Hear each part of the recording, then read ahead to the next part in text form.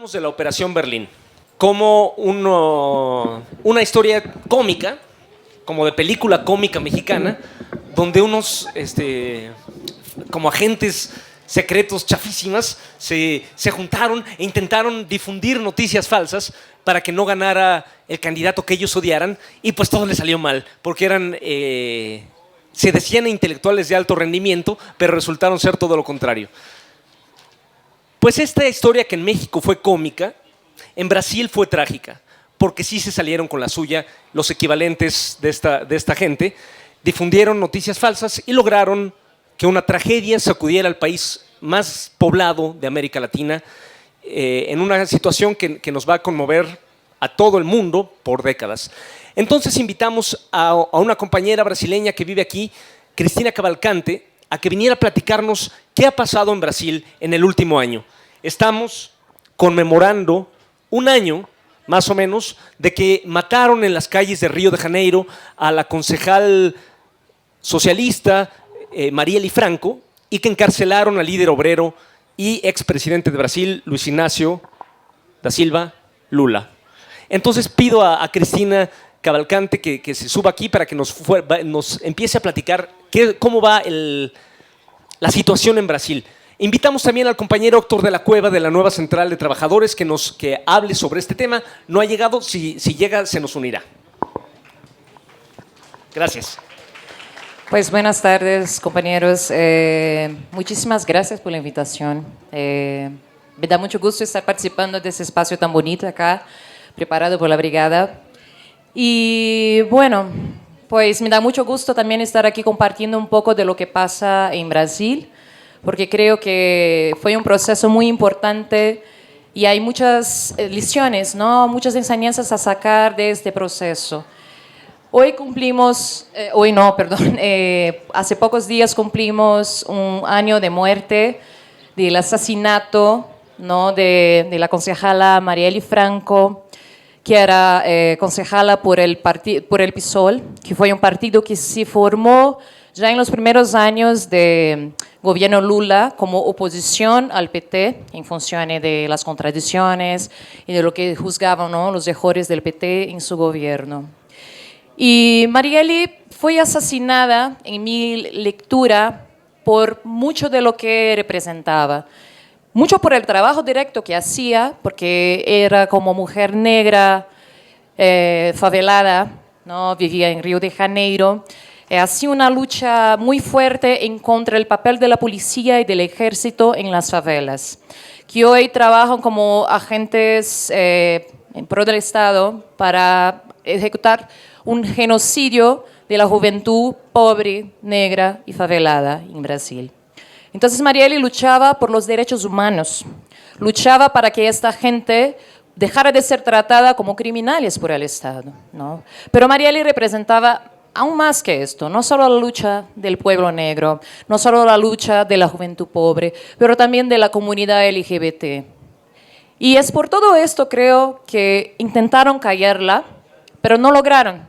Se convirtió en semilla, ¿no? Todo el mundo hoy hace homenajes a Marielle.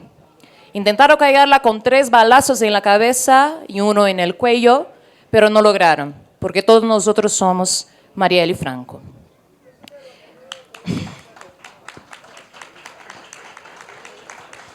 Marielle presente.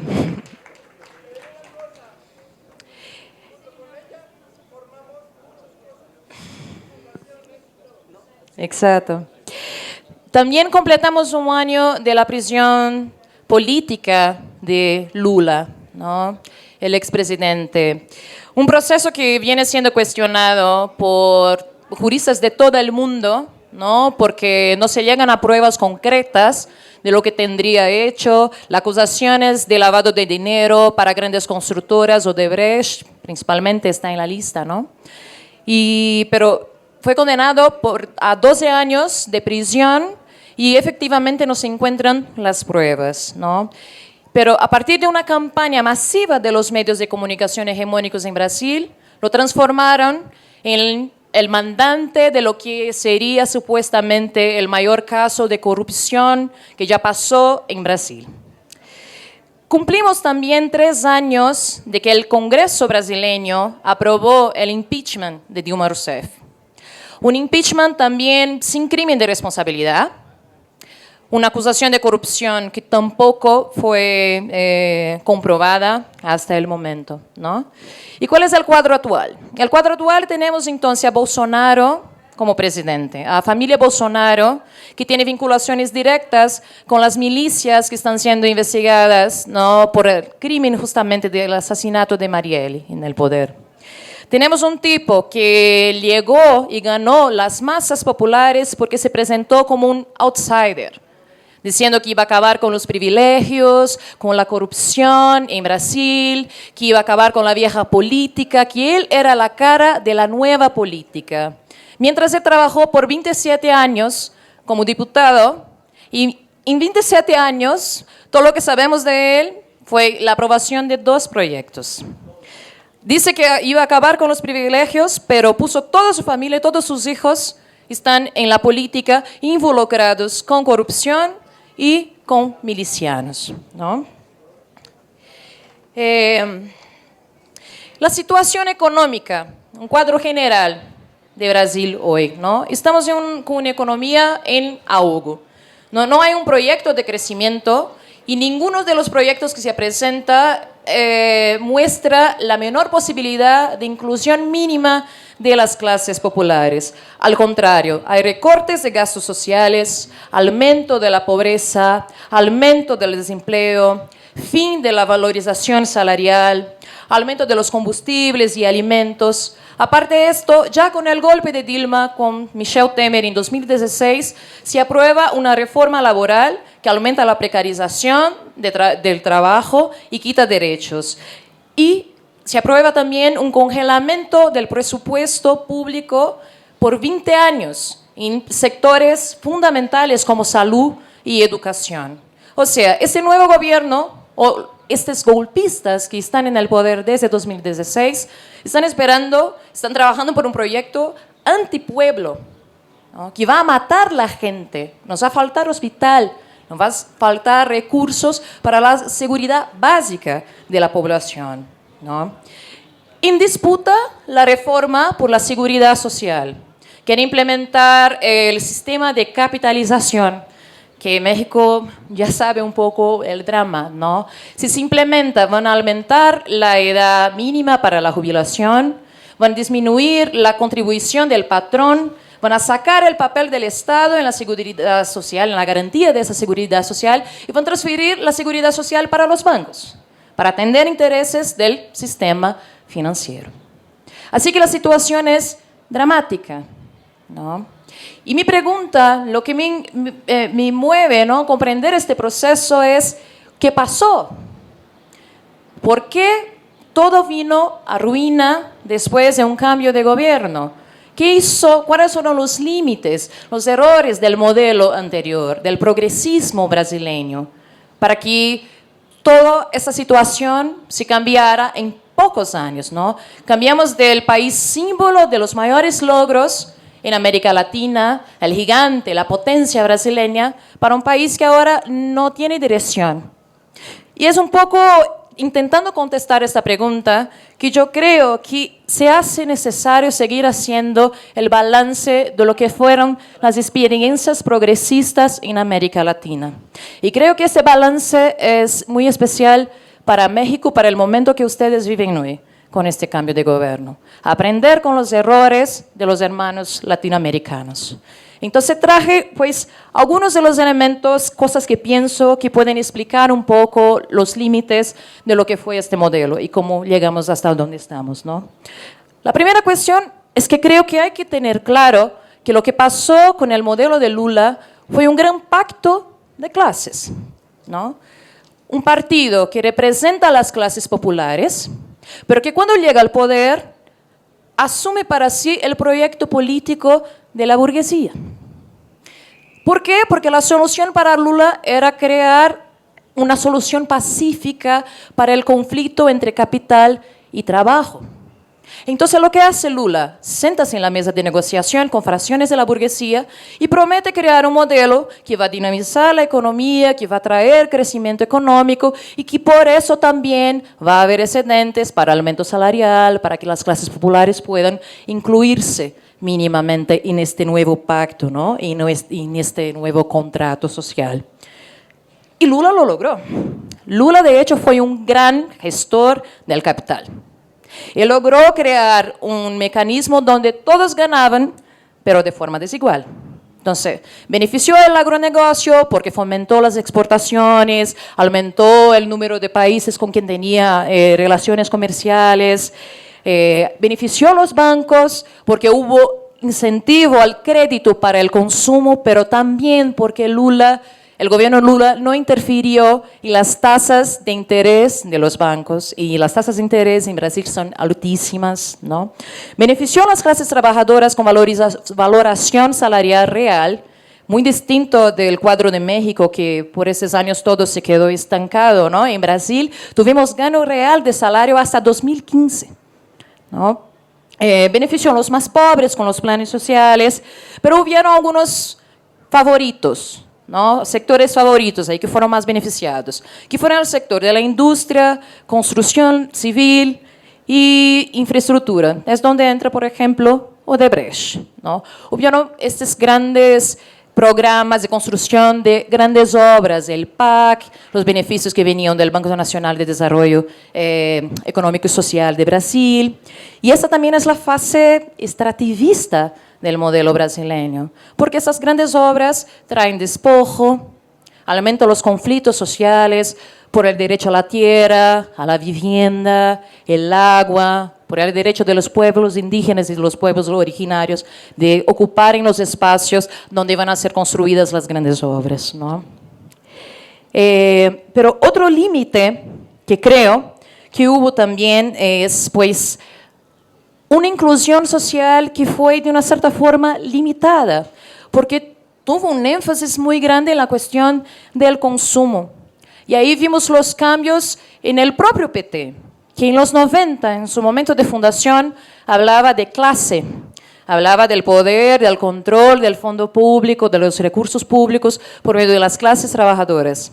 El PT de los 2000 habla de consumo, de ampliar el crédito para el consumo, para que la gente pueda construir sus casas, para que la gente pueda comer, lo que es, claro, es importantísimo, ¿no? No hay como pensar si nosotros no tenemos cómo comer, pero hay sus límites, porque si se queda solamente en esto y no hay un trabajo político de base que el PT dejó de hacer, lo que pasa es que estas grandes masas acaban yendo con el discurso de las iglesias pentecostales y su discurso por la prosperidad, que ocupan esas comunidades haciendo trabajos asistenciales, por ejemplo, y que apoyaron a Bolsonaro, ¿no? Las iglesias pentecostales en Brasil fueron grandes apoyadoras de Bolsonaro.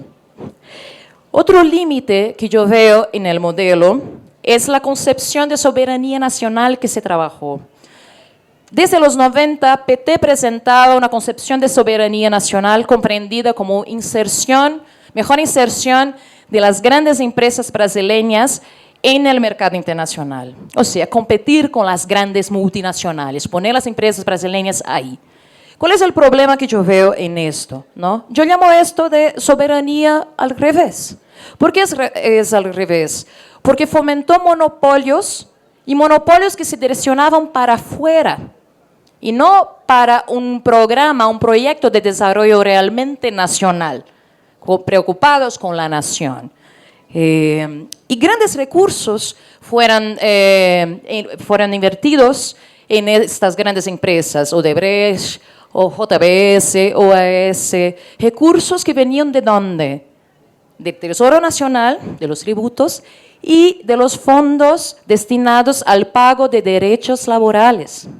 Entonces eran los recursos públicos que financiaban la internacionalización de estos gigantes, su inserción en el mercado internacional, ¿no? Pero el problema es, ¿qué se queda para el país? ¿No? Y ahora si pensamos, por ejemplo, el caso de Odebrecht, todo este escándalo de corrupción está movido en la política con varios países de América Latina. Yo tengo una lectura de este proceso que es como Katz lo puso, que hay un direccionamiento de Estados Unidos, un interés de Estados Unidos en tomar este mercado de las grandes obras que fue siendo ocupado por las empresas brasileñas, ¿no? Y no tenemos, frente a esta idea de soberanía que fue implementada, efectivamente no vimos que teníamos soberanía, porque el Estado brasileño perdió poder de decisión. La crisis, entonces, de Brasil viene siendo mucho explicada por algunos elementos, por ejemplo, porque no rompió con el liberalismo o porque hubo crisis económica. Todos esos elementos son importantes, pero creo que uno de los elementos que necesitamos también destacar en este proceso es justamente la posición de las clases dominantes en Brasil. ¿Y cuál fue la posición política que ellas tomaron en este proceso? Y ahí tenemos que considerar, por ejemplo, unos elementos. Dilma, cuando asume su primer gobierno, ¿no?, que ya enfrentaba el inicio de una crisis económica en el país, lo que ella decide, ella disminuye las tasas de interés, interviene en el mercado de cambio para poder recuperar la competitividad de las industrias brasileñas, aumenta los créditos para consumo, pero de bancos públicos, mantiene los gastos sociales y valorización salarial. ¿Qué pasa entonces? El mercado financiero empieza una campaña en contra de su gobierno, diciendo, tienes que cambiar esta orientación. Y ahí viene nuevamente, ¿qué soberanía construimos? No, el mercado financiero viene nuevamente y nos dice, tiene que cambiar, así no puede ser. Y lo que hace Dilma en su segundo gobierno, en 2015, los primeros días, una política de ajuste fiscal. Cambia todo para atender los intereses del mercado financiero. Y las burguesías internas, nacionales, que fueron beneficiados por ese proyecto, ¿cómo se posicionaron? Se posicionaron en alianza con el capital financiero. No defendieron el proyecto progresista, ¿no? Se posicionaron así, ¿por qué? Porque no querían que la valorización salarial siguiera creciendo mientras sus excedentes estaban cayendo. Porque no querían pagar por la crisis, ni un centavo. ¿Quién tiene que pagar por la crisis para la burguesía? Somos nosotros, el pueblo, ¿no?, los trabajadores.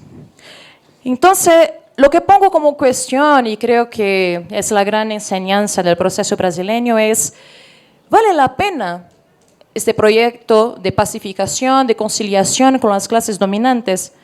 Si son en los momentos de crisis, ellos van a intervenir y van a actuar de la forma más cruel, como vemos hoy, que es la fase más autoritaria del capitalismo, ¿no? Vamos a seguir abriendo manos, lanzando las manos de un proyecto realmente democrático, popular, donde los trabajadores puedan tener control de los fondos, de los recursos públicos, para hacer alianzas, pactos con las clases dominantes, en cambio de avances puntuales.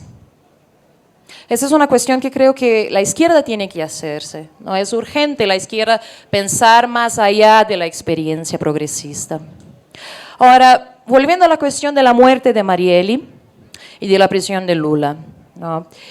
La prisión de Lula creo que muestra, pues, son dos Lulas, ¿no? Este que está preso no es el Lula gestor del capital. El Lula que está preso es el Lula que simboliza la mínima inserción de las clases populares en este pacto. El Lula que está preso es el que simboliza una reivindicación de una soberanía nacional y un favorecimiento de las empresas nacionales, mientras tenemos un capital internacional voraz queriendo simplemente, pues, sacarlas del camino, ¿no? Y Marielle, la Marielle asesinada, también es la Marielle que representa esta parcela de la población, de la juventud, de las clases populares, que logró acceder, mismo que los canales hayan sido limitados, ¿no?, logró acceder a los espacios políticos que antes solo eran ocupados por las élites y por las clases dominantes en Brasil. Y cuando llega en ese espacio, reivindica la voz y los derechos de su gente. La burguesía, la élite y las clases medias brasileñas no pueden ver una mujer negra empoderada hablando de política, disputando los espacios de poder. Y creo que principalmente por esto ella fue asesinada. Pero tentaron callarla, pero se volvió semilla. Y si quieren ver una cosa bonita de este proceso, tan feo que estamos viviendo en Brasil hoy. Pueden buscar mujeres jóvenes, diputadas, principalmente que entraron por el PSOL, que están ahí siguiendo el trabajo de Marielle. Pero para nosotros se queda la cuestión, ¿vamos a seguir confiando en este modelo o vamos a pensar más allá? ¿O vamos a arriesgarnos soluciones que no es por la vía de la pacificación? Porque los pactos con la burguesía, como demuestra en Brasil, solo pueden funcionar mientras hay crecimiento económico. Y cuando ellos necesitan, para compensar sus pérdidas de ganancias, poner la fase más cruel del Estado autoritario y del capitalismo autoritario, ellos van a poner. Por aquí me quedo. Muchas gracias.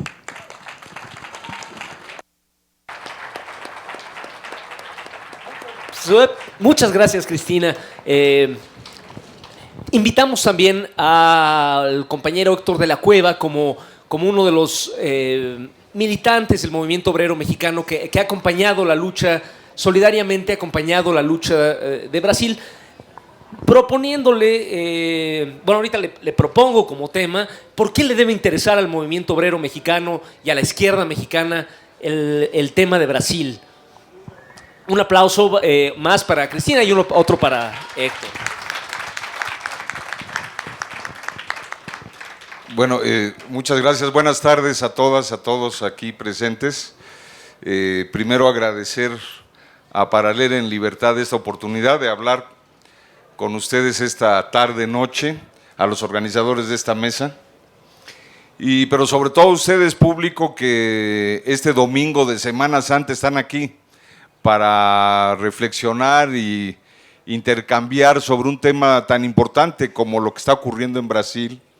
Pero pues este domingo en la tarde-noche que nos encontremos aquí, pues da mucho gusto y pues los felicito sobre todo a ustedes, pues estar acá con nosotros. Yo voy a aprovechar, no sé, porque de repente me sorprende con el tema, ¿no? No, lo bueno es que ya creo que más o menos pensaba algo así. Y aprovecho la oportunidad de que la compañera Cristina pues ya explicó muchas cosas, como para ir a algunas cuestiones que me parecen del interés acá de las mexicanas, los mexicanos, los que estamos acá esta tarde-noche.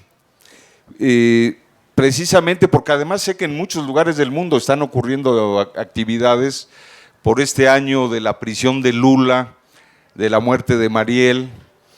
¿Y por qué es así? Porque en muchos lugares del mundo están ocurriendo cosas, porque, digamos, hace pocos años, no sé cuántos de ustedes han seguido lo que ha ocurrido allá, pero hace pocos años nadie nos hubiéramos imaginado que un personaje como Lula iba a estar en la cárcel y que iba a estar un año en la cárcel todavía. Un personaje tan importante para Brasil y para América Latina y para el mundo, porque ustedes saben que Brasil pues, es el país más grande de América Latina, la mayor economía. Incluso Brasil, al contrario de México, y si comparamos a México, fíjense, en los años 80, México tenía una economía más desarrollada todavía que Brasil. Y en unos años exactamente seguimos el curso contrario. Brasil despegó, fue combatiendo la pobreza, fue desarrollándose en el modelo, podemos analizar mucho, pero fue creciendo. Y México fue cayendo al hoyo. Entre más pasaban los años de la derecha neoliberal en el poder en México, Brasil y Sudamérica estaban en otra dirección, sobre todo comenzando este siglo. Mientras México seguíamos pues, en el pozo. Y un personaje central en esta historia, en este cambio, pues fue Lula. Y además, ese periodo de Lula fue clave no solo para Brasil, sino para que muchos países de Sudamérica comenzaran a darle la vuelta a lo que era la historia anterior, a una historia muy parecida a la mexicana. El boom, si le podemos llamar así, el auge de la izquierda o del progresismo, como lo querramos llamar, pues tuvo mucho que ver con él. Como ahora también tiene que ver el declive en el sur de nuestro continente. Pero lo extraordinario también es que Lula está preso y ya lleva un año preso y pues no se ve para cuándo. Lleva un año preso por acusaciones de una corrupción que nunca han demostrado. Incluso lo acusan, no sé si saben ustedes, pues de tener un departamentito por ahí. Un departamentito. Yo me imagino que antes en México lo hubieran juzgado pues por solo tener un departamentito, como un expresidente solo tiene un departamentito y no tiene la Casa Blanca, no tiene propiedades en Miami o no sé en dónde. Lo hubieran juzgado por tonto aquí en México, ¿no? Lo acusan de tener un departamentito por ahí y ni siquiera se lo han podido demostrar.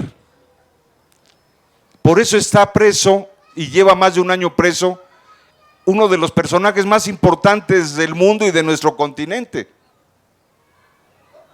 Pero también eso lo que está pasando es también un ejemplo de impunidad, pero no de la impunidad del corrupto al que supuestamente acusan, de la impunidad de los juzgadores. Porque esos juzgadores están acusando y encarcelando a Lula y a otros sin la menor prueba, con la mayor impunidad que se puedan imaginar. Es decir, es la corrupción sí, pero la corrupción de un sistema de justicia en Brasil. Esa es la corrupción que ocurre realmente en Brasil. Y Lula, que además pues empezó, como todos ustedes saben, siendo un dirigente de trabajadores, un dirigente obrero. Salió de las fábricas del ABC, de la industria automotriz, cerca de Sao Paulo, en Brasil. Y después empezó una carrera muy importante. Estuvo aquí cerca, a principios de los 90s, aquí en el mural de Diego Rivera, cuando se hizo una reunión del Foro de Sao Paulo y vino todavía Lula siendo apenas despegando, si quieren ustedes, su carrera, y aquí estuvo. Se reunió con nosotros, muchos trabajadores de la Ford, que tuvimos una reunión en un hotel aquí cerca con Lula, y Lula era un dirigente obrero.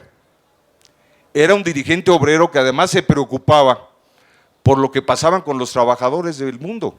Hoy que en México, no sé si ustedes saben que está procesándose una reforma laboral, ya lo aprobó la Cámara de Diputados, ahora vienen los senadores a discutirlo, y según eso vamos a tener más libertad sindical. Supuestamente, bueno, vamos a ver, ¿no? Pero fíjense, hoy, en 2019, en México, estamos viendo si por fin podemos tener sindicatos auténticos, sindicatos independientes.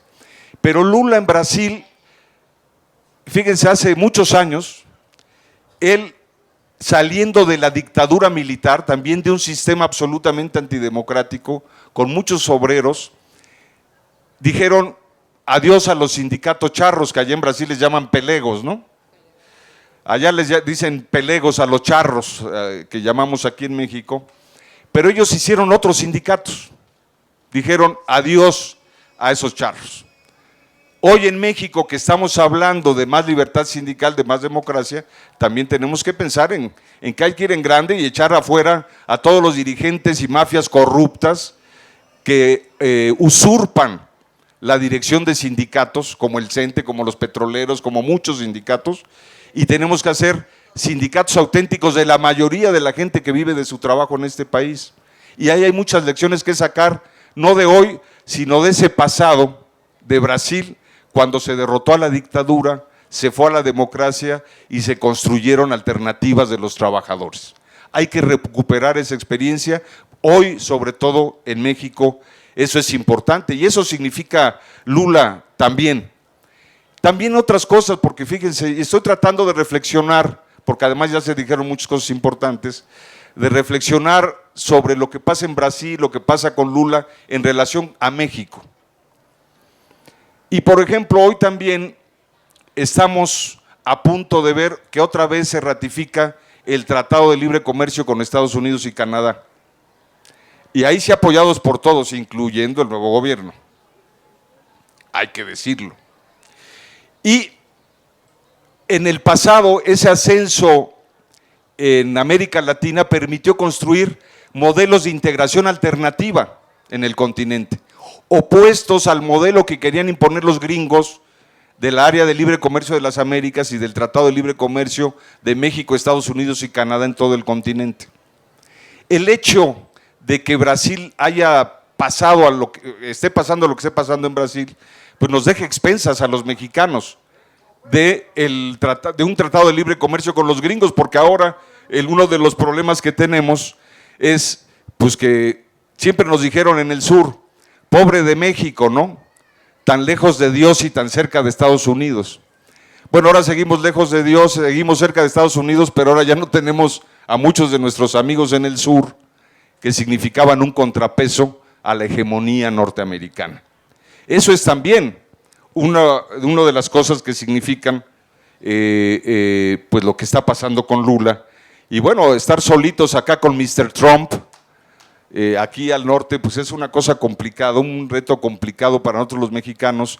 Y también está a punto el Senado de la República de discutir y de aprobar en algún momento un nuevo tratado de libre comercio con Estados Unidos y Canadá, y eso significa un problema en el que hay que pensar bastante, pero no es el tema de hoy, así que no seguiré hablando al respecto.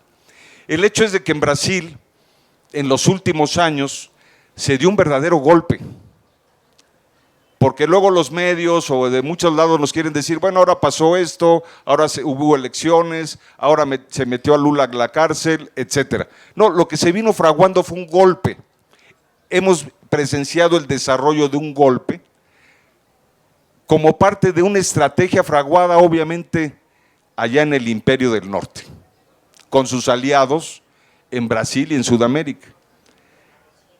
Y ese golpe empezó contra dirigentes del PT, contra otros dirigentes populares, contra Dilma Rousseff. Pero aquí efectivamente, ya empezaba a hablar la compañera de esto, hay muchas lecciones que sacar en México. ¿Cuál es una de las, hoy que estamos en México, intentando, porque apenas estamos intentando, no hemos pasado la negra noche del neoliberalismo todavía, se abre la oportunidad.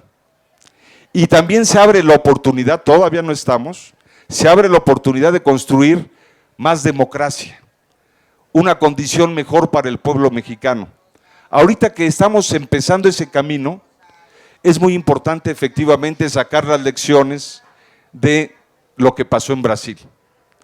Y una de las lecciones de lo que pasó en Brasil, porque efectivamente Lula, para llegar a la presidencia, para mantenerse ahí, hizo muchas alianzas, no solo con sus viejos compañeros de la izquierda o del movimiento de los trabajadores, sino también con empresarios, con la derecha.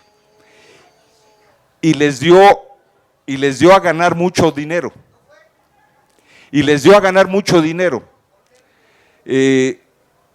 Hubo negocios fabulosos para mucha gente en Brasil. Pero ¿cuál es la lección? La derecha no perdona. La derecha no se conforma, aunque hagan negocios, la derecha está siempre al acecho. Y eso no hay que olvidarlo, porque hoy en México también pues, se buscan los equilibrios, se busca no enojar a los empresarios, se busca dejar que hagan negocios para que México pueda crecer.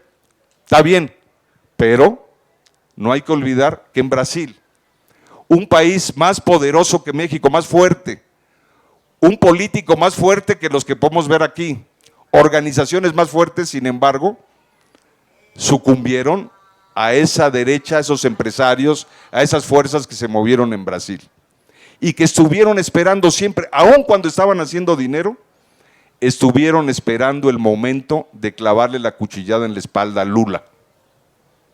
Estuvieron esperando el momento. Bueno, no solo lo estuvieron esperando, lo estuvieron fabricando. Lo estuvieron construyendo, poquito a poquito, pero lo estuvieron construyendo hasta que consideraron que era el momento de dar el golpe. Y entonces, acá en México, nosotros y nosotras tenemos que tener presente que esos empresarios, que esa derecha va a estar al acecho, va a presionar, va a preparar, va a fabricar, va a llegar el momento. Y lo que tenemos que preguntarnos es dónde vamos a estar todos nosotros y nosotras en ese momento. ¿Qué vamos a hacer también de este lado, del lado del pueblo mexicano, para evitar que eso suceda o para responder cuando suceda? Esta es la gran cuestión, la gran lección, porque no lo duden, ese momento va a llegar. Ese momento va a llegar. Y la derecha y el imperio la derecha y el imperio pues han cogido banderas pues difíciles de contestar, ¿verdad? Es decir, por ejemplo, la batalla contra la corrupción. En México hoy estamos en una batalla contra la corrupción. Muy bien, hay que acabar con los corruptos, pero allá agarraron la bandera de la corrupción para destruir el futuro, un futuro mejor para Brasil y para que regresara a la derecha.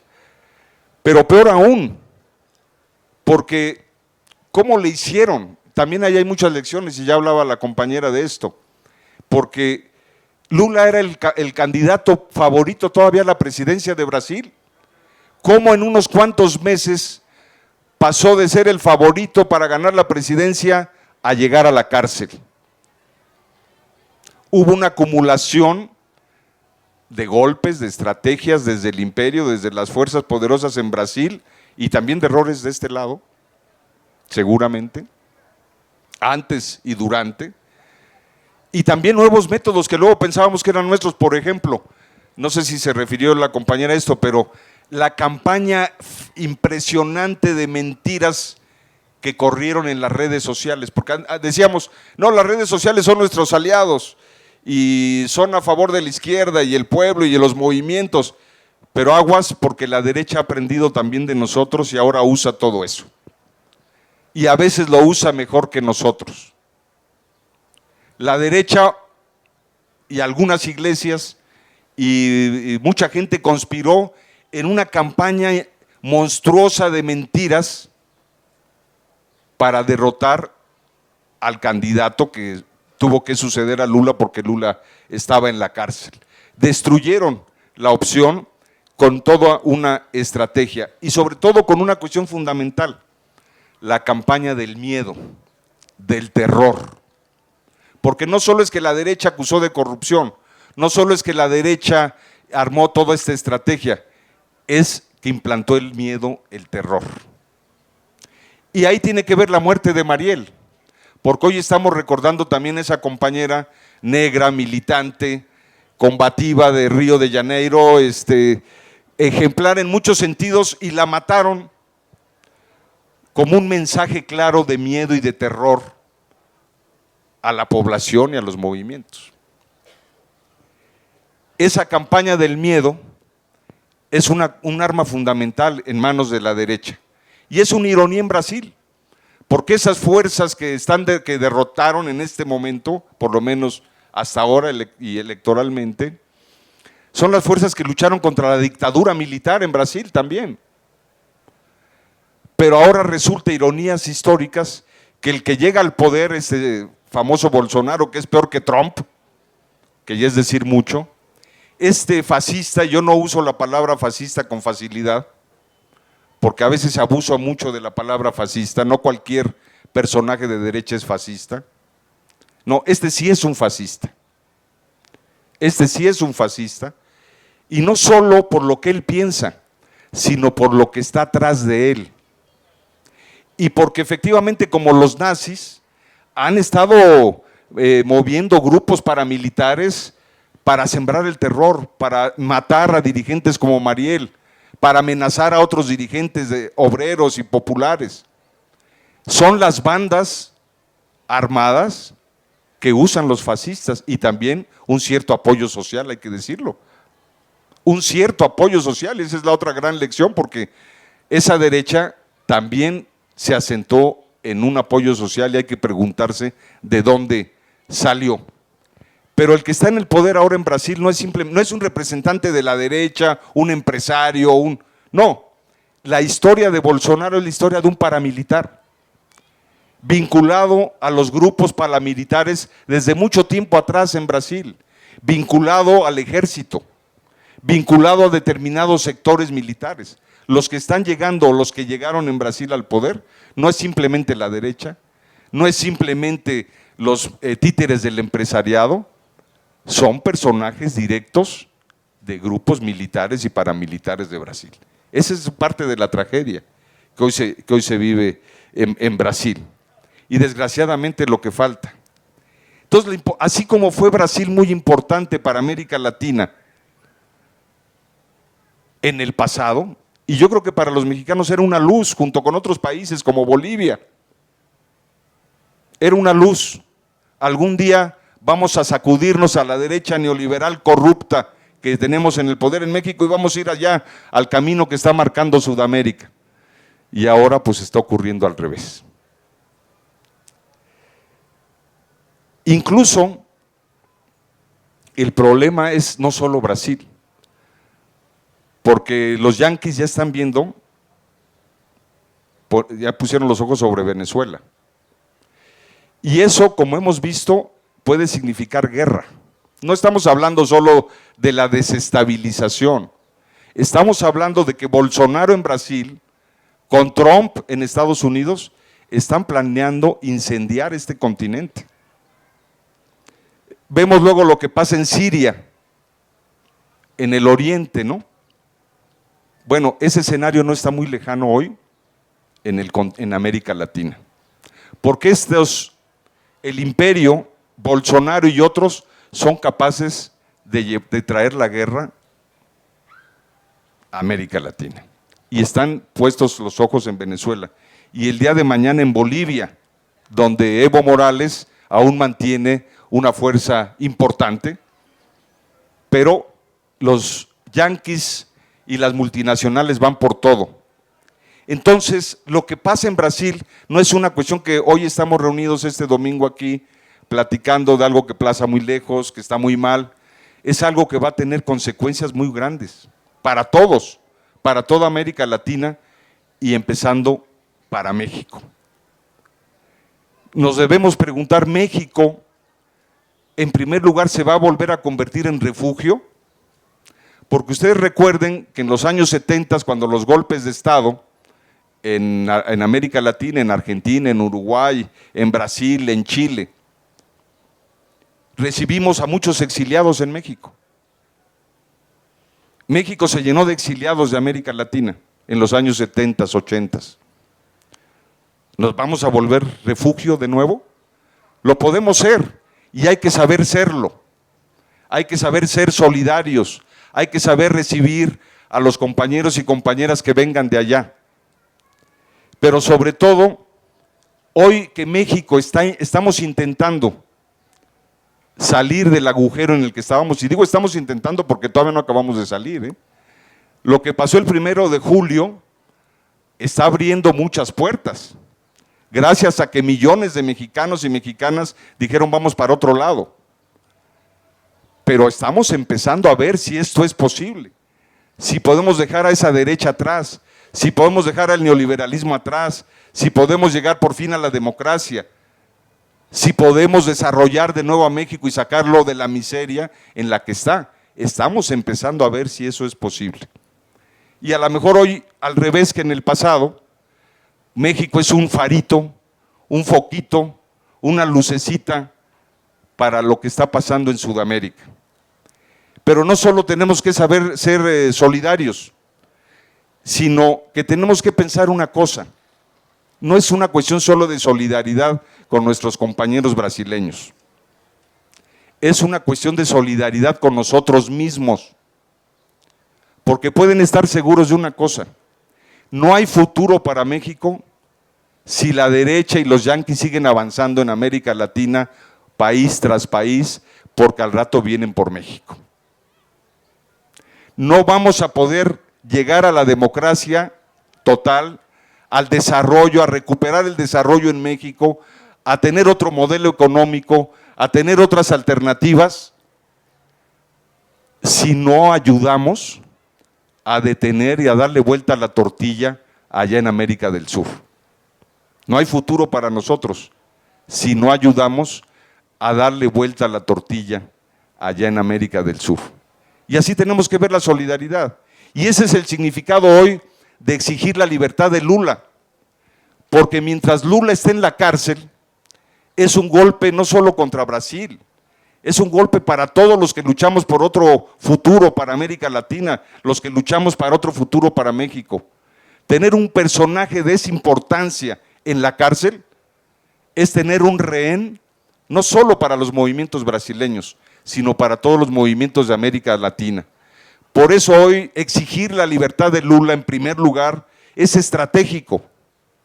Conseguir la libertad de Lula es estratégico, no solo para nuestros hermanos y hermanas brasileños, sino para nuestra propia lucha en México. Hacer solidaridad con Brasil, exigir castigo a los culpables del asesinato de Mariel, acabar con la impunidad en Brasil, sacar a Lula de la cárcel, es un acto de solidaridad, pero también de solidaridad con nosotros mismos en México. Gracias.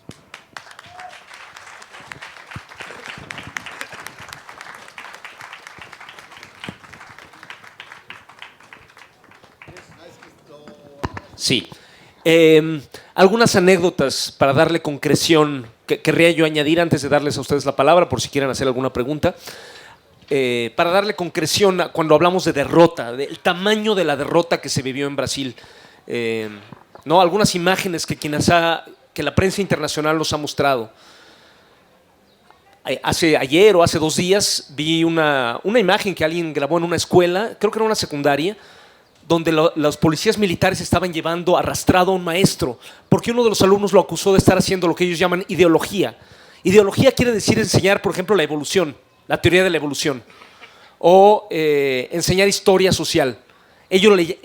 Bolsonaro dice que eso es la ideología comunista, y la policía militar se llevó arrastrando a un maestro, los demás maestros intervinieron, trataron de rescatarlo, pero se lo llevaron al final, un maestro negro. Si recuerdo bien esta escena. Eso, por lo menos, no sé si es generalizado, pero por lo menos es ya posible. Imagínense que eso pasa en una escuela mexicana, en la UNAM. Policías metiéndose en las clases a ver qué dicen los maestros. Y dicen que los hombres y las mujeres son iguales, ideología de género. Y se llevan preso al maestro. Eso puede pasar, no digo que se haya generalizado ya, pero ya empieza a pasar. Otra imagen, Lula en el velorio de su nieto. Lo dejan ir un par de horas, ni siquiera para convivir con los deudos, con sus familiares más inmediatos. Un nivel de crueldad que no se ve ni siquiera con los narcotraficantes, ¿no? Este hombre que era el político más popular de Brasil en el momento de ser apresado. Y la prensa internacional lo trata como un político corrupto y mucha gente se va con la finta. Aquí conocemos tan bien los políticos corruptos que la verdad un expresidente preso suena muy bien. ¿A poco no? Pero el problema es que por eso como que fantasea un expresidente preso, hombre, qué bien.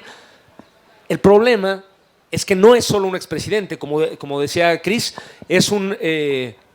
no es el expresidente que cometió errores y que tuvo límites el que está preso, es el líder obrero. Cuando Nelson Mandela estuvo preso durante tantos años, hoy todos los gobiernos, todas las personas dicen, Nelson Mandela, un gran héroe, nosotros, qué barbaridad, ¿cómo pudo estar preso tanto tiempo? Cuando estaba preso, Estados Unidos, Inglaterra, todos los demás países lo consideraban un terrorista. Eso no lo dicen. Y en cambio, quien lo defendía era Fidel Castro, era Lula y gente así. A Nelson Mandela, que hoy tantos dicen que es el modelo de tantas cosas, cuando estaba preso nadie lo defendía más que los que hoy defendemos a Lula, básicamente. No significa la solidaridad frente a un acto represivo necesariamente una posición de apoyo acrítico. Hay mucho que podemos decir, no tenemos que ser partidarios de Lula para oponernos a que esté preso. Un golpe puede ser un golpe contra una persona muy diferente de nosotros, pero un golpe contra un trabajador, contra un líder de los trabajadores es un golpe contra todos. Lo mismo Marieli.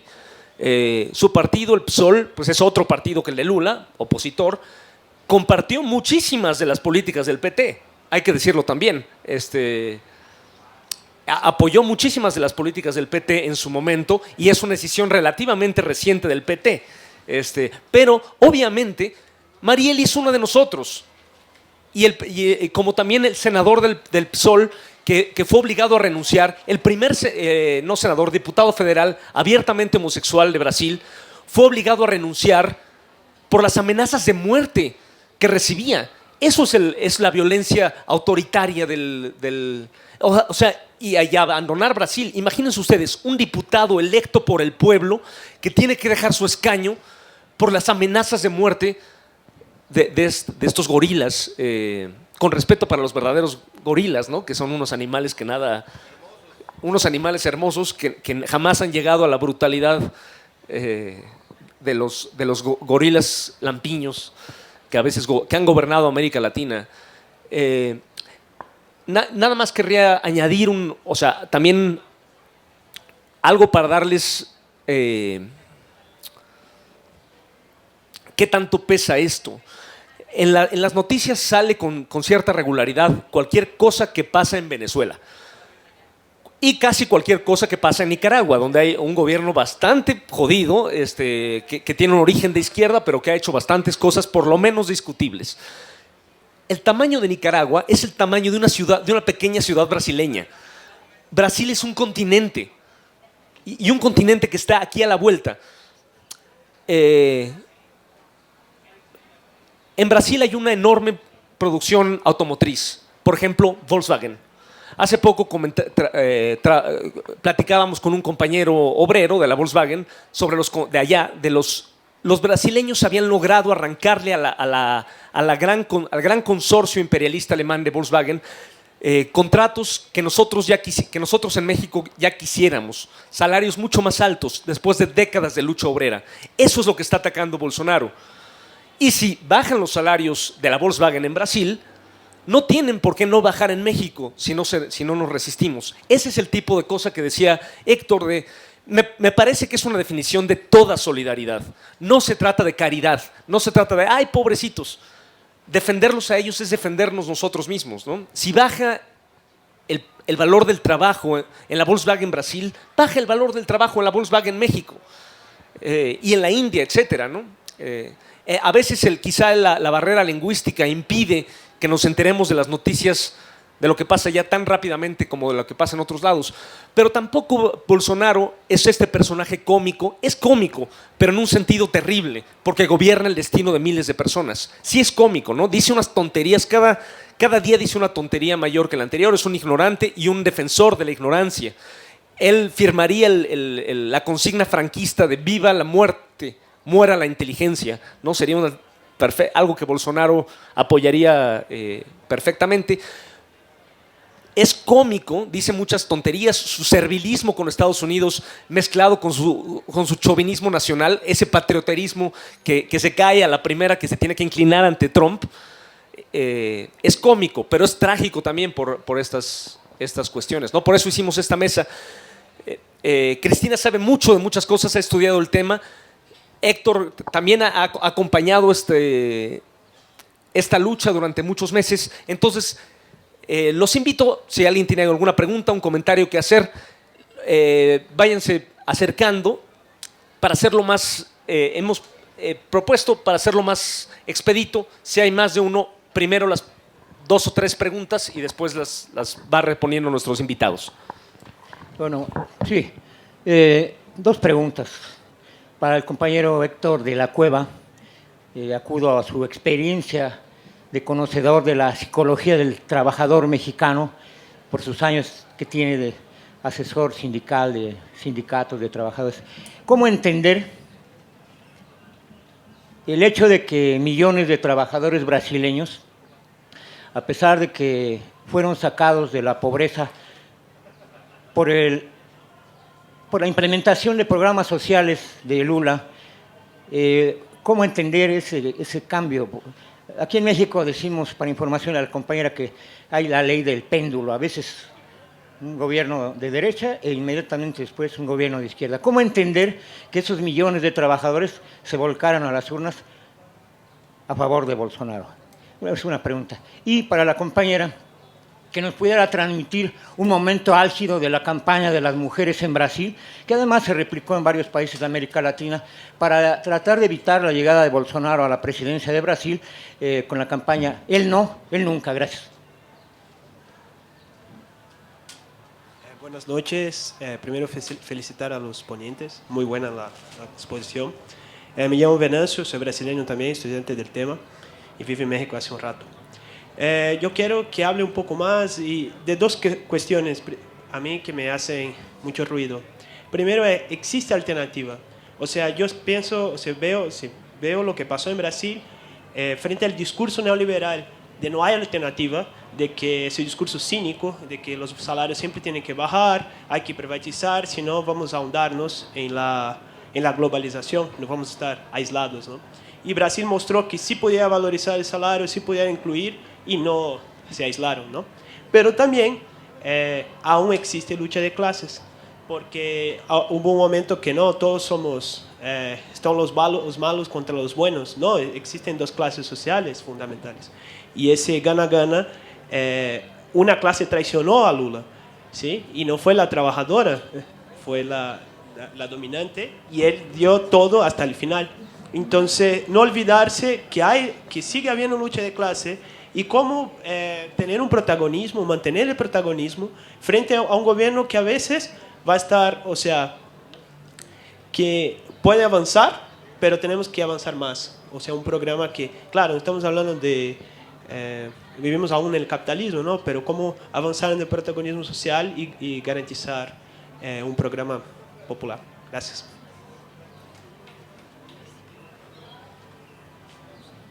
Buenas tardes, muchas gracias por su presentación. Yo quisiera hacer pregunta sobre qué pasó durante el tiempo de Lula y qué podría pasar ahora con el campo y con la Amazonia. Si quieren responder. Perdón, adelante. Hola, buenas noches. Mi nombre es Elda Cotero. Me gustaría en un análisis de proponer respuestas, de resolver cuáles países podrían ser las potencias que representaran un contrapeso, obviamente contra Estados Unidos, porque si pasa efectivamente algo en Venezuela, es como efecto dominó en México. Sé que, por ejemplo, Rusia está, pues por su potencia armamentista, bélica, está con los ojos puestos en América Latina y empezaría también por este país. Entonces, buscando como México, ejemplo, ¿qué está pasando con el Brexit, donde un país tan potente económicamente se está aislando de Europa y sale de la Unión? Y yo escuché por ahí en las noticias que invirtieron en corrupción no sé cuántos miles de millones de dólares en México por campañas anticorrupción. Entonces, mi primer propuesta sería ver su punto de vista de ustedes respecto a Inglaterra, respecto a Rusia, y buscar a lo mejor qué visión tenemos en el mundo para poder por lo menos focalizar desde ahorita esa parte, ¿no? Gracias. Gracias. Una más. Sí. Ya es la última antes de responder, porque si no se les va a olvidar. Es pregunta fundamentada en la ponencia original de la mesa, ¿no? Que era la experiencia brasileña con respecto a la vivencia mexicana y viceversa, ¿no? Entonces, como se han hecho varias preguntas aquí realmente interesantes, se me ocurre que una de las posibilidades a nivel universal es el desarrollo de la inteligencia del pueblo, el desarrollo de la conciencia de los pueblos. Pon el color que quieras y el nombre que quieras. Esa sería la posibilidad real, objetiva, porque si estamos viendo las experiencias basadas en Brasil, aquí se nos ha dado la información como fue un pueblo que creció con un trabajo de izquierda, con un trabajo bien hecho, o cuando menos que dio las posibilidades y las pautas para que el pueblo se beneficiara, y a final de cuentas el pueblo recula. Entonces yo no confío en el pueblo, o sea, no, en ningún pueblo, jamás, porque además nuestro amigo llegó diciendo que estábamos en el Domingo de Ramos, ¿no? Domingo de Ramos, bueno, cuando el viernes lo reciben al tipo con palmas y después dicen crucifíquenlo, entonces no, el pueblo no hay tal. Hay gente consciente e inteligente que si hacemos masa consciente, nos dedicamos a gozar y nos quedamos de estas mesas. Esperamos que llegue el día, ¿no?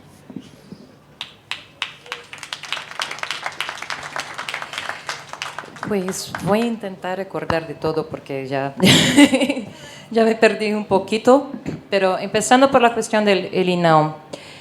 Bueno, puedo contar un poquito. Infelizmente yo estaba en México. Replicamos el INAU aquí, pero infelizmente no tuve la oportunidad de estar allá participando de las movilizaciones masivas. Pero sí puedo hacer algunos comentarios acerca de esto. Creo que fue la manifestación realmente de cómo las mujeres, no solo feministas, o que no sé, tal vez pues hay mucho la discusión, ¿no? ¿Quién es feminista, quién no es feminista, que se reconoce o no? Esa discusión es súper amplia entre las mujeres en Brasil. Tenemos también un montón que dicen que no necesito del feminismo y todo. Aquellas que no saben bien lo que es el feminismo, pero no se identifican con determinadas posturas, y creo que el INAU se partió de un grupo efectivamente de mujeres organizadas, pero que logró incluir más mujeres, independiente de participación activa en movimientos feministas o no, que se pusieran en contra de esta figura por sus declaraciones ya como diputado, ¿no? Entonces, uno de los casos súper famosos de las cosas que dice, de los horrores que dice Bolsonaro, es cuando era diputado. Pues en una discusión con una otra diputada, la dijo: no te violo porque no lo mereces. Eres demasiado fea para esto, ¿no? Además de declaraciones como las mujeres tienen que ganar menos porque tienen hijos. Y claro, el INAU en primer lugar surgió por eso, ¿no? Es decir, ¿cómo es que vamos a tener un presidente que dice claramente que nosotros somos inferiores, que incita a la violencia en contra de las mujeres? Y un punto positivo y un punto problemático que yo vi en el INAU. El positivo es que estábamos frente a una fragmentación de la izquierda. No había claridad si Lula iba a ser candidato o no. Luego Lula fue preso. Había una confusión con relación a votar, la crítica al PT por sus errores, la gente que no quería más, muchas mujeres que se negaban también, que eso pasó mucho en esas elecciones, gente que decía: no quiero a Bolsonaro, pero también no voy a votar en el PT nuevamente. Y esto fue responsable por un número de votos blancos y nulos muy grande, que también fue muy significativo en esa elección. Pero el INAU logró, de una cierta forma, también confluir esas mujeres y hacer con que, por lo menos en la primera vuelta, no ganara. El problema es que el INAU tampoco tenía una alternativa, ¿no? El INAU, pero ¿quién más? ¿Quién sí? Y esto fue muy impactante en las elecciones, porque vimos muchas mujeres que al final anularon sus votos porque se quedaron con esta cosa, pues el INAU, pero PT tampoco nuevamente. Pues yo quería hablar un poquito sobre, yo sé que la pregunta fue a Héctor, pero con la cuestión de por qué hubo tanto apoyo social de la gente mismo después de tanto trabajo, de tantos planes sociales del PT, ¿no? Una de las cuestiones que fue lo que apunté en mi exposición, que creo que es lo que llamo de la despolitización de la pobreza, que es la cuestión que fue una inclusión que incitó mucho el consumo individual, pero faltó trabajo de base. PT no ocupó estos espacios mientras estaba en el gobierno, no estaba en la periferia, no estaba en las favelas haciendo trabajo político. ¿Quién ocupó estos espacios? Las iglesias, ¿no? Las iglesias evangélicas, las iglesias pentecostales, y las mayores en Brasil tienen un discurso extremadamente machista, autoritario, defienden la dictadura muchas veces, tienen sus intereses económicos por ahí por detrás, ¿no? Pero el discurso en sí va en dirección a esto. Y Bolsonaro empezó su campaña electoral dentro de las iglesias ya hacía mucho. Entonces podíamos ver vídeos ahí de comunidades en sus iglesias como marchando, vestidos como si fueran del ejército, sacando fotos con el símbolo de Bolsonaro, con el símbolo, ¿no? Que se quedó como la armacita así. Creo que este es uno de los puntos. Por ejemplo, el resultado de las elecciones, Haddad, que fue el candidato del PT, ganó en el noreste. Fue la única zona que el PT ganó en esas elecciones. ¿Por qué creo que ganó ahí? Porque por el noreste realmente hubieron muchos cambios estructurales, cambios que tienen que ver no solo con la cuestión del consumo, ¿no? La gente que vivía en la seca pasó por las obras de transposición del río, construcción de cisternas, crédito al agricultor familiar, y creo que esos cambios son un poco más factibles de la gente no olvidar de dónde vinieron. Porque si quedamos solamente con el crédito, pues cuando viene la crisis, la gente tiene deuda. Y la gente tiene que trabajar para pagar su deuda. Y ellos van a recordar que el gobierno les facilitó el crédito. No, van a decir, pues ahora tengo deuda, soy yo que trabajo para hacer todo, ¿no? Y yo digo eso con una cierta confianza porque mi familia es de Noreste. Y parte de mi familia sí votó en Bolsonaro, infelizmente. Ya no hablo más con ellos. Pero la parte que no votó me decía justamente esto. No voy a votar en el otro porque mi vida cambió con este, ¿no? Yo pasaba hambre, yo tenía sed, yo no podía plantar las cosas. Entonces creo que eso es un poco pesó, pero además de la campaña publicitaria llena de mentiras que comentó Héctor, ¿no? Que la gente pues sin educación política, sin acceso a la educación, abre su WhatsApp y ve un vídeo. El gobierno está distribuyendo un kit gay. Esa fue una de las grandes mentiras que ganó estas elecciones.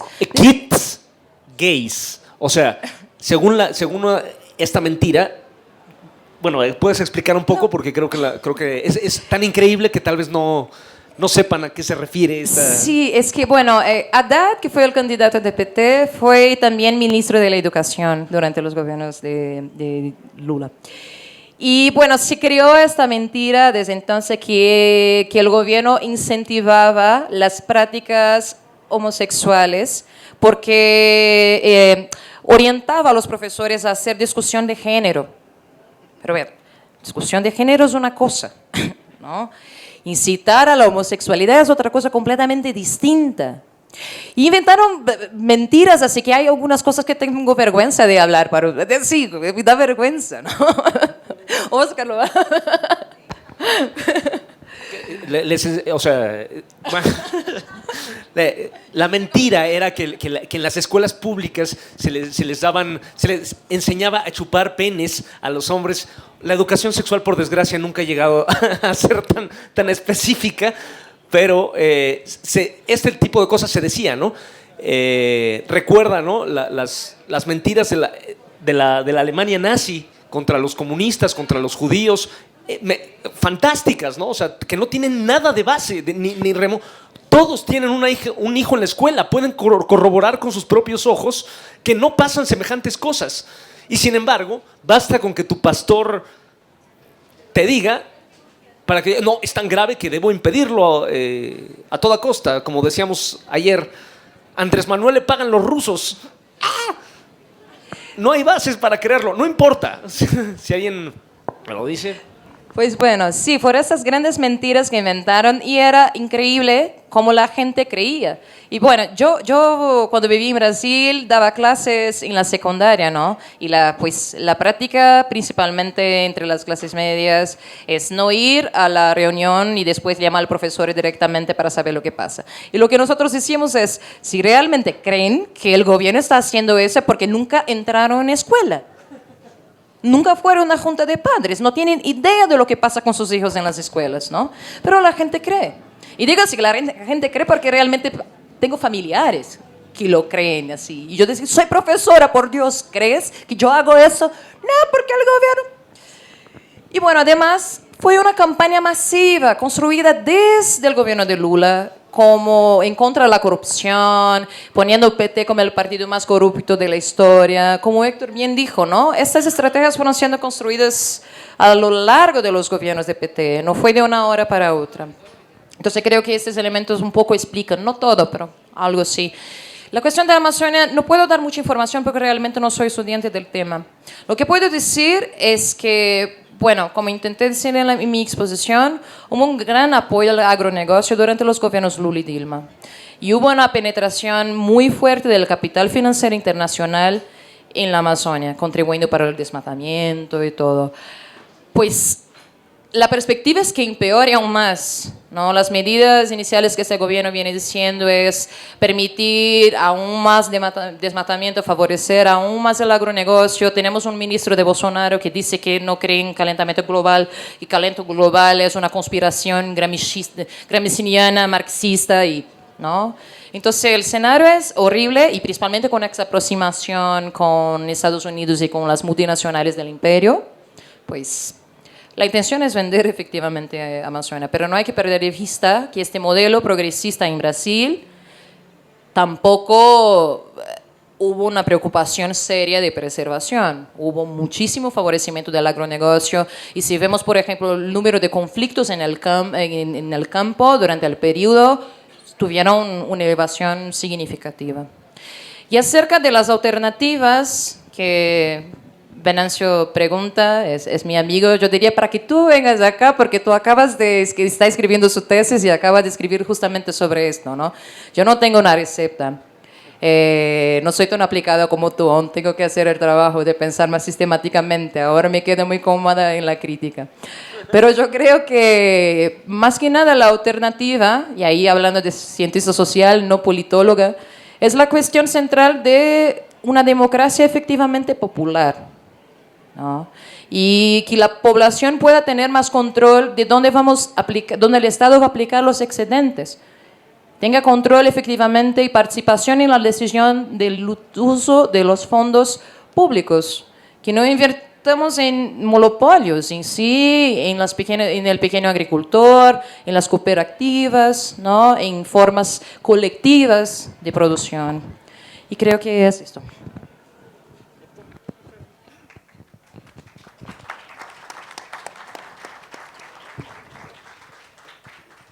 Pues hicieron preguntas bien interesantes y no sé si tenemos hasta medianoche para estar aquí.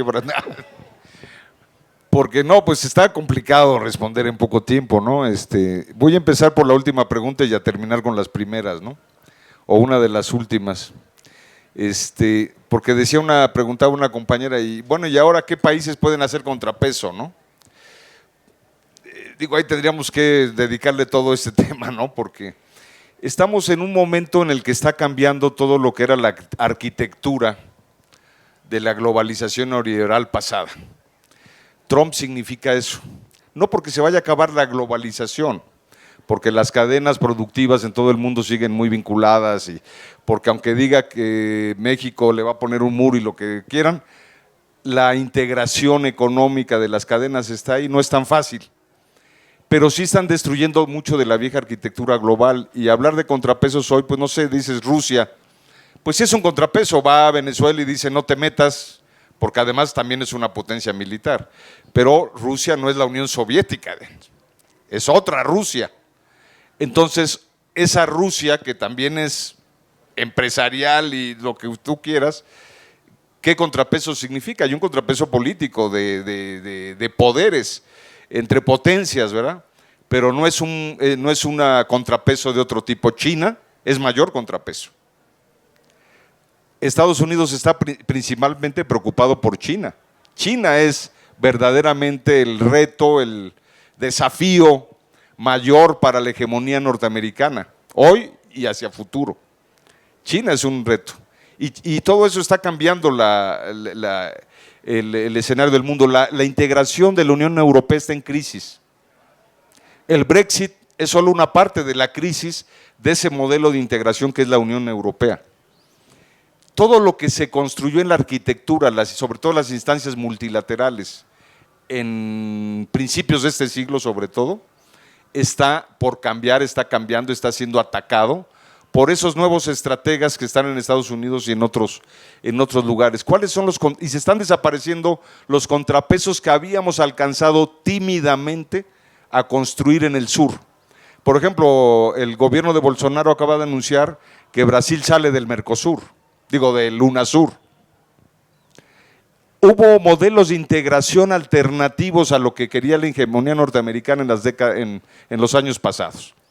Todo eso hoy se está cayendo y Brasil es una de las palancas, de los instrumentos para destruir, por ejemplo, hoy el UNASUR y otras alternativas de integración. México puede ser un contrapeso, bueno, lo dudo, solitos, complicado.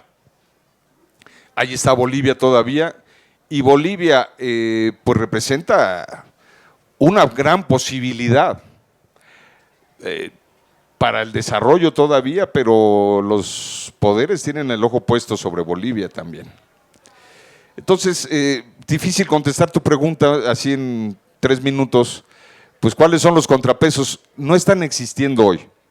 Yo creo que la respuesta para que existan verdaderos contrapesos globales como las que tímidamente se empezaron a construir en América del Sur, sin la presencia de México, porque México todavía estaba dominado por la derecha y no participaba en muchos de estos esfuerzos. La respuesta está hoy otra vez adentro de los países, porque si no rescatamos a los países que hoy se están yendo o que están volviendo a caer bajo la hegemonía norteamericana, pues no hay contrapesos posibles. O hay contrapesos como China, pero no es un contrapeso a favor de los pueblos, es otro tipo de contrapeso, porque aunque sigue ahí el Partido Comunista Chino, pues todos sabemos que el modelo de desarrollo económico chino no tiene nada que ver con el comunismo ni nada por el estilo, ¿no? Yo ahí le dejo porque si no nos metemos en otra historia más complicada. Y quiero ir a las primeras preguntas que hace el compañero, una muy interesante, y ya la respondió en parte Cristina, ¿no? Que sí es un motivo de reflexión muy grande, en Brasil, aquí y en cualquier parte. ¿Por qué los trabajadores brasileños, o muchos trabajadores brasileños, yo no diría los trabajadores, muchos trabajadores brasileños votaron por Bolsonaro? Pero yo diría, porque muchos trabajadores mexicanos pues han votado por el PRI y por el PAN, ¿no? ¿O por qué muchos trabajadores norteamericanos, vengan a dar su opinión, compañeros, ¿por qué muchos trabajadores norteamericanos votaron por Trump? Es decir, no es que los trabajadores brasileños votaron, es que muchos trabajadores, porque no son solo trabajadores, para empezar, porque luego idealizamos al obrero, al trabajador, ¿no? Como si estuviera allí en una esfera de no sé qué. No, no son solo trabajadores, son ciudadanos sometidos a toda la influencia ideológica de los medios de comunicación, y ahora no solo la televisión, sino ahora que todos usamos celular y tenemos una compu, muchos, incluso muchos trabajadores, estamos sometidos a lo que pasa en las redes sociales, en el WhatsApp, en el Facebook, porque muchos andamos metidos, muchos todavía no, pero muchos sí. Y los poderes hegemónicos, los grandes empresarios, los partidos de derecha, etcétera, están usando ya no solo la televisión, también están usando las redes sociales y los instrumentos diversos en los que se refugia la gente o en los que se evade. Y bueno, disculpen los creyentes, pero muchas sectas y muchas iglesias pues son para eso. Y entonces esas iglesias, esa televisión, esas redes, etcétera, pues están siendo explotadas maravillosamente para ganar la conciencia de trabajadores y para venderles ideas equivocadas, ideas falsas sobre muchas cosas. Por ejemplo, a los trabajadores norteamericanos que estaban en contra del TLC, del NAFTA, del Tratado de Libre Comercio, porque el Tratado de Libre Comercio sí le arruinó muchas condiciones laborales y quitó empleo también en Estados Unidos. Nos arruinó en México, pero también afectó a los trabajadores gringos. Y mucho tiempo los sindicatos de Estados Unidos combatieron al Tratado de Libre Comercio y Trump les prometió, vamos a acabar con ese Tratado de Libre Comercio, les voy a regresar sus empleos, los empleos que se fueron a México van a regresar a Estados Unidos. Y muchos trabajadores de Estados Unidos le creyeron y votaron por Trump. No porque creyeran en el bufón siniestro, que es Trump, ¿no? Que efectivamente el mundo se está llenando de bufones siniestros, ¿no? Como Trump, como Bolsonaro, en fin, ¿no? Que habla de lo que pasa en el mundo, ¿no? Que estén ganando, y además ganando de a de veras, elecciones payasos siniestros, pues está hablando de lo que está pasando mal en el mundo. Pero bueno, el hecho es que la gente, los trabajadores, están expuestos a esa influencia, pero también efectivamente habla de lo que hemos hecho los que supuestamente actuamos entre los trabajadores. En México, me parece que durante mucho tiempo no pudimos ganar la conciencia de los trabajadores. Una ocasión, en esa lucha contra el área de libre comercio de las Américas, el ALCA, que quería imponer los gringos en el continente, hicimos muchos encuentros en La Habana, etcétera. Y en una ocasión nos reunimos con el comandante Fidel Castro, ¿no? Los compañeros que estábamos organizando la Alianza Social Continental, en fin, esa lucha, ¿no? Y Fidel decía una cosa muy sabia, en una reunión en corto que teníamos, decía una cuestión pues que bueno, además lo ha dicho en libros, ¿verdad? Pero decía una cosa muy sabia, decía, incluso cuando nosotros estábamos en la Sierra Maestra, en la guerra, en la guerrilla, en la liberación de Cuba, lo que ustedes quieran, el problema nunca fueron las armas o la estrategia militar. El problema principal en Cuba y en cualquier lugar del mundo siempre es ganar la conciencia de la gente. Esa es la principal guerra, la principal batalla, ganar la conciencia de la gente. Y cuando uno pierde esa batalla, pues empieza a perder todo. Y yo creo que en Brasil empezó a perder un poco, pasar un poco eso, ¿no? Ya lo decía Cristina, yo creo que el PT brasileño, los sindicatos brasileños, seguimos trabajando mucho con sindicatos brasileños. Acá los sindicatos mexicanos independientes tenemos muchas alianzas con sindicatos brasileños. Nos reunimos continuamente en Brasil y en México.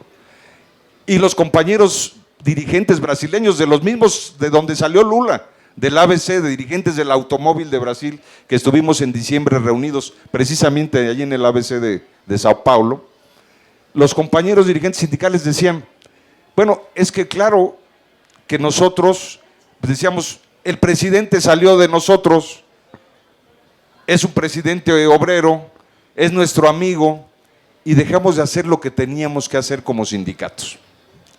Esa es otra lección para México, porque independientemente de qué tan cerca se sientan o no del nuevo gobierno, hay que aprender la lección de Brasil.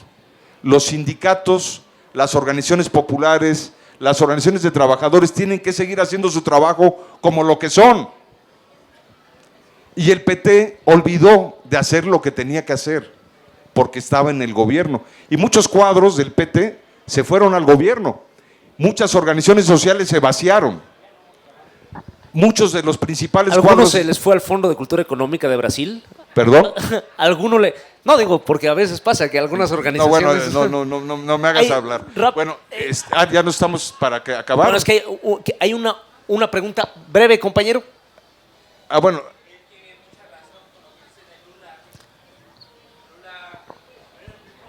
El micrófono, Bueno, si pero- quieres. Pero breve pregunta, porque ya vamos a terminar. Si no, platicamos en corto. Lula liberó a Brasil. Lula hoy está encarcelado y no quiero que hoy pase lo mismo con Andrés Manuel como con Lula, ¿no? Sí, a eso voy, compañero. No exactamente a eso. Lo que quiero decir es que tenemos que aprender… A lo que voy es que hay que expropiar todo, ¿no? Hay que… Bueno, ahí nos llevaríamos mucha discusión, No, ¿no? Pero no, es que no. me dicen que tengo que terminar. Entonces, Y tiene- ¿no? Entonces, bueno, el tema acá es que decía alguien, y citando, ¿no? Pues decías, hay que desarrollar la inteligencia del pueblo, ¿no? Pues sí. Ahora, no hay que olvidar hacerlo, ¿no? Es decir, ganar la conciencia y no hay que perder la oportunidad de hacerlo en los buenos momentos, porque a veces creemos que es cuando estamos en la oposición, luchando, es cuando hay que desarrollar la conciencia. No, también cuando vamos ganando, hay que seguir desarrollando esa inteligencia y esa conciencia, porque va a llegar el momento difícil, eso no lo tengan duda, ¿no? Entonces, es lo que no hay que olvidar y yo creo que es la lección de Brasil y es lo que, pues, yo creo que responde la pregunta del compañero, porque además… También lo que decía el compañero, aún en los mejores momentos no se acaba la lucha de clases. Cuando creemos que estamos mejor, hay lucha de clases. Ahorita en México, pues por supuesto que hay lucha de clases. En la reforma laboral no se está discutiendo, no es un problema de los diputados y los senadores. La reforma laboral se está discutiendo afuera. Es decir, la presión que están haciendo los patrones para decir no aprueben esto. La presión que estamos haciendo los sindicatos, el martes los invitamos, por cierto, vamos a hacer un meeting afuera de la Cámara de Senadores, la nueva Central de Trabajadores y otros sindicatos a las 12 del día. El martes a las 12 del día vamos a estar afuera de la Cámara de Senadores exigiendo una reforma laboral integral a favor de los trabajadores, para que se acabe la subcontratación y todas las formas de simulación laboral, para que haya una verdadera libertad sindical, etcétera. Entonces, vamos a seguir actuando como se tiene que hacer, ¿no? Y ahí está la lucha de clases, sindicatos, patrones, peleando, ¿no? Entonces, la última lección a la que me quiero referir, ya lo dije de alguna manera, los que estamos acá en México es, no hay un equilibrio para siempre. No hay un equilibrio para siempre. Eso de que estamos bien con todos, ¿no? Bien con los patrones, bien con los trabajadores, ¿no? Eso a lo mejor en un instante de la historia sucede, pero no existe para siempre. Y en algún momento se cae de un lado o se cae del otro. Y en algún momento nos tiran unos o nos tiran los otros. No hay equilibrio posible. Y yo creo que una de las estrategias del gobierno de Bolivia que ha dado resultado y sigue teniendo un desarrollo económico muy fuerte y sigue estando sólido, independientemente de muchas cosas que pudiéramos criticar también, es porque cada día no se olvida de que cuando se llega al gobierno no se tiene todo. Estamos en sociedades divididas. Aquí mismo en México. Recuerden que más del 40% votó para otro lado. Ese 40% está ahí y son muchos millones. Los fifís y los fofós, ¿no? Pero están ahí. No hay una hegemonía absoluta. Y por lo tanto, cuando se llega al gobierno hay que ir avanzando los intereses populares, fortaleciendo a las organizaciones. Ese es un tema de debate. Porque acá yo lo que veo es que se está atacando mucho a las organizaciones sociales, diciendo, soy yo y el pueblo. No, el pueblo genera organización colectiva, genera identidad colectiva, construye sus organizaciones, y esas organizaciones sociales, las auténticas, no digo las chafas, ¿no? Las sociales, las organizaciones sociales auténticas tienen derecho a ser tomadas en su identidad colectiva y deben ser fortalecidas, porque una de las cosas que también nos platican muchos dirigentes de trabajadores de Brasil, cuando vamos o cuando vienen, nos dicen, una de las cuestiones que quizás cometió un error el gobierno de Lula, entre varios, porque cometió evidentemente, uno de los errores fue, en un momento dado concedió más cosas a los aliados que a sus amigos. ¿Por qué? Pues porque los tenía que tener acá conformes. Y permitió que se debilitaran organizaciones de las que surgió. Entonces, acá hay que fortalecer las organizaciones auténticas, los sindicatos independientes, no atacarlos, no combatirlos, no ponerlos en duda como está sucediendo en algunos casos, sino fortalecerlos y darles el protagonismo para que, por ejemplo, esta reforma laboral se transforme en realidad y no se quede en un triunfo de papel. Entonces, esta es, digamos, yo creo que la principal lección de lo que hoy estamos viviendo en Brasil y pues sí, sobre todo para ganar la conciencia de la gente, ¿no? Va a seguir música, no se vayan.